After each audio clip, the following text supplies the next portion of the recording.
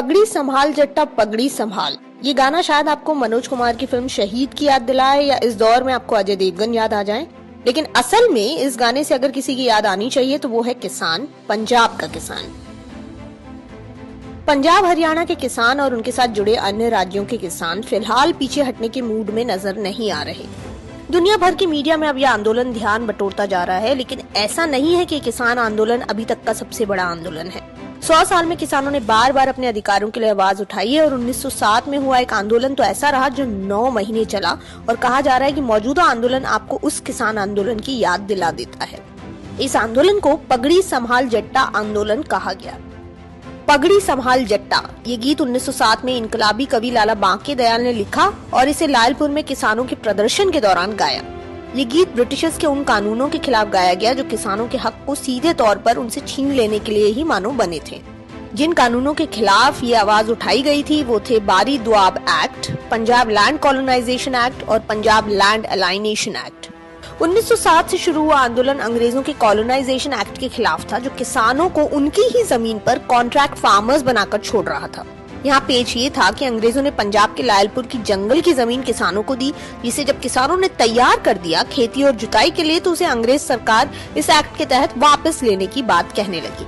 यही नहीं, एक और बिल ये कहते हुए लाया गया कि अगर किसान का सबसे बड़ा बेटा किसी कारणवश 18 साल की उम्र से पहले जीवित नहीं रह पाता तो वो जमीन किसान के छोटे बेटे को नहीं बल्कि सरकार के पास चली जाएगी।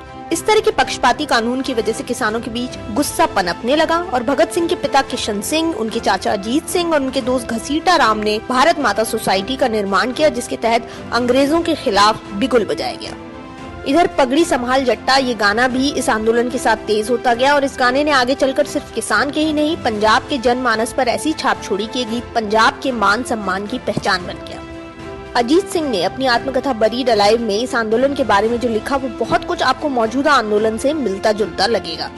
इतने विरोध के बाद जिस तरह मौजूदा सरकार कानून में थोड़े बहुत बदलाव करने की बात कर रही है, उसी तरह ब्रिटिश सरकार भी थोड़े संशोधन के लिए राजी हुई। 1931 में पीपल नाम के अखबार में इस बारे में भगत सिंह ने लिखा कि 1907 में लायलपुर में हम एक जनसभा करने जा रहे थे, लेकिन लायलपुर में हुई जनसभा में भगत सिंह के चाचा अजीत सिंह को लाला लाजपत राय ने बताया कि सरकार कुछ बदलावों के लिए राजी तो हुई है, लेकिन हम उनसे पूरे कानून को रद्द करने के लिए ही कहेंगे। रावलपिंडी, लाहौर, गुजरनवाला जैसी जगहों पर उस वक्त अंग्रेज सरकार के नुमाइंदे और किसानों के बीच काफी खींचतान रही। कई जगह पर ब्रिटिश नुमाइंदों के साथ जनता ने बदसलूकी की। आक्रोश इस कदर बढ़ गया था कि अंग्रेज अधिकारियों ने अपने परिवारों को इंग्लैंड भेजना शुरू कर दिया था। आगे चलकर ये जन आंदोलन बन गया जो दरअसल अंग्रेजों को भारत से खदेड़ देने के रूप में बदल गया। अजीत सिंह ने अपनी किताब में बताया कि आंदोलन इस तरह बढ़ता चला गया कि आखिरकार अंग्रेजों को ये तीनों बिल रद्द करने पड़े।